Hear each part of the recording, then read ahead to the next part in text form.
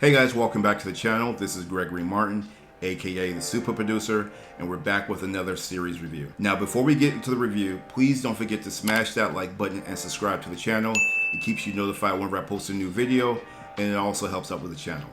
And with that being said, let's just jump right into today's review. And today we're reviewing the docu-series The Last Narc on Amazon Prime. I was so glad to have stumbled across this docu-series because to me it feels like an extension of Narcos Mexico, which covers the disappearance of DEA agent Enrique Kiki Camarena. And if you're not familiar with the story like I wasn't before I saw Narcos, Agent Camarena was a DEA agent in the 1980s who was stationed down in Guadalajara, Mexico. He was tasked with taking on the war on drugs and taking on the Guadalajara cartel, which was one of the largest, if not the largest, drug cartels operating out of Mexico at that time. The work that he did down in Mexico cost the cartels hundreds of millions of dollars. In one instance, he found a large marijuana field that the cartel controlled and had agents burn the field to the ground.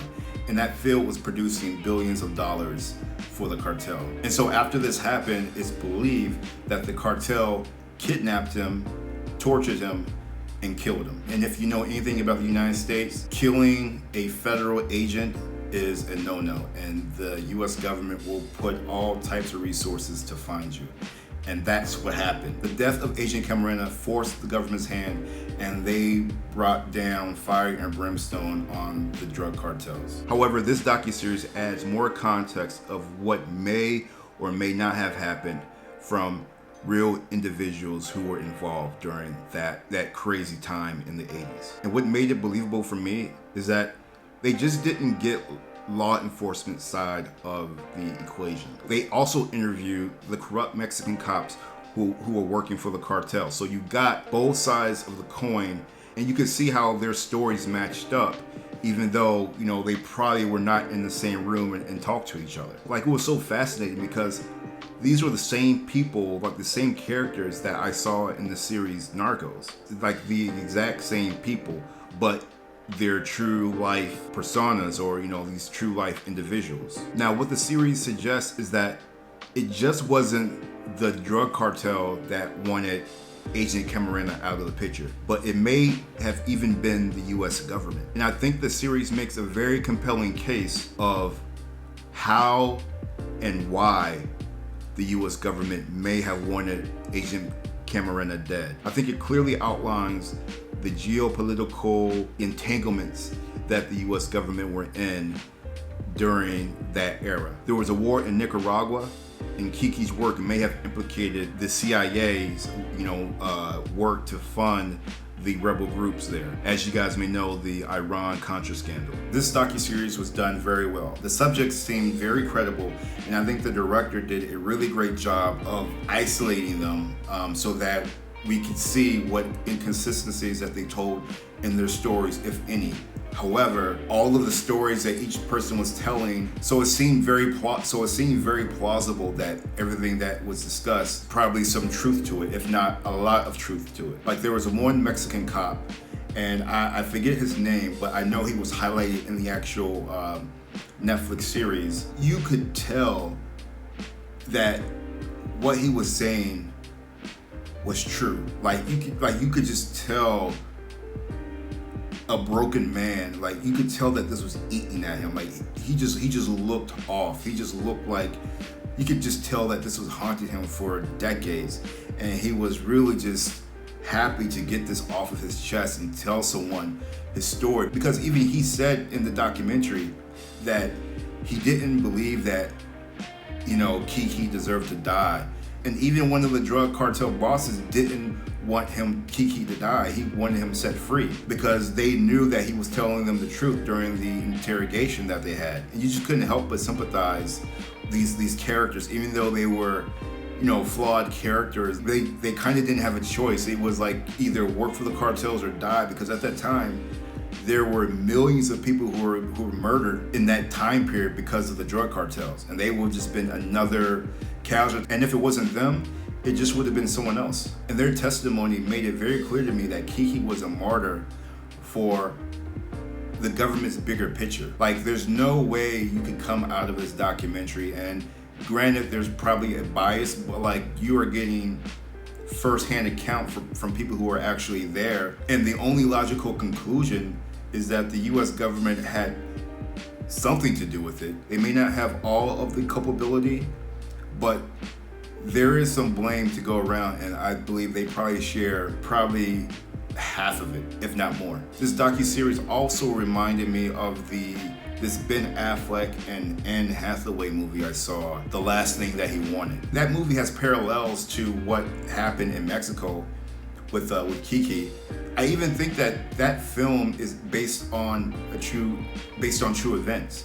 Like, it's not made up. Like, unfortunately, the story seems very fantastical, but there's like a layer of truth in there. So I was just really fascinated by this story. And if you like a good conspiracy movie, I definitely recommend watching that as well. The only thing that I just absolutely hated in this whole docuseries happened at the very end. Apparently, they unearthed a federal agent, a DEA agent, who authorized the kidnapping of Agent Camarena. And instead of releasing that information or putting it in the docuseries, they censored it. The director had a call with a source who was actually there, who had firsthand account of this DEA agent taking money from the cartel to give up Agent Camarena. Like, somewhere in, like, I think it says, if I recall correctly, they gave this guy almost $4 million, and apparently that money was supposed to be split up between the guys to turn their backs on what was going on. But Agent Camarena was a straight arrow, and because he didn't take the money, he was sacrificed. And I was so upset that they didn't release that name. And I don't know if they're going to make a part 2 where they do finally release the name, because I don't get the point of making this documentary and going through the entire, because I don't get the idea of making this docuseries about the government's involvement and then not releasing this name so that the public can judge on their own whether or not this is true or not. Because the investigation in Kiki's death is still ongoing. Like, that case is not closed.